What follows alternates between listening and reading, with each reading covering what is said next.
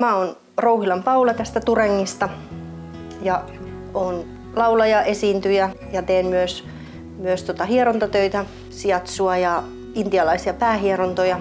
Ja sitten mä oon myös tuossa Turengin apteekissa töissä.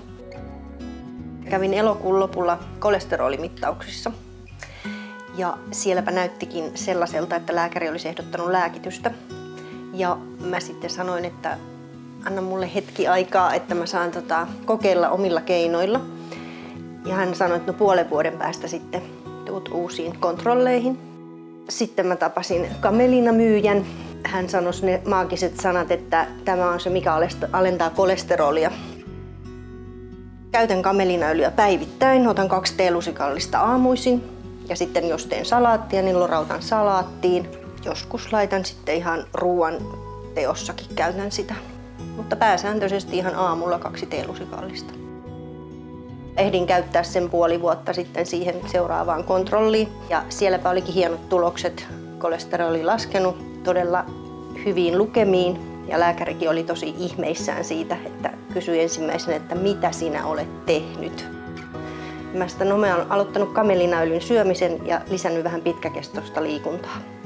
Ja hän oli hyvin ihmeissään, että ai tämmöisillä elämänmuutoksilla pystyit tekemään tämmöisen harppauksen kolesteroliarvoissa alaspäin. Ja nyt on hyvän ja huonon suhde erittäin hyvä.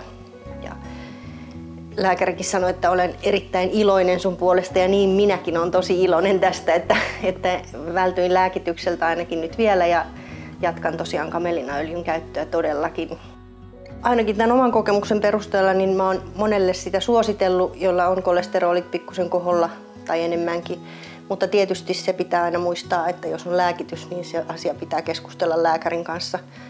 Että omatoimisesti ei voi mitään lääkityksiä jättää pois. Mutta kannattaa rohkeasti kysyä vaikka lääkäriltä, että jos testaisi tätä. Ja se on ihan hyvän makusta. Tai se ei maistu oikeastaan millekään, että ei tarvitse pelästyä sitä ainakaan. Tämä on ihan turenkilainen tuote, ja siis kotimainen ja vielä omalla paikkakunnalla tehtyä, niin totta kai se tuntui tosi hyvältä sitten vielä, että voi tukea niin kuin oman paikkakunnan asioita ja tutustua myöskin Tarja Lehmuskantaan.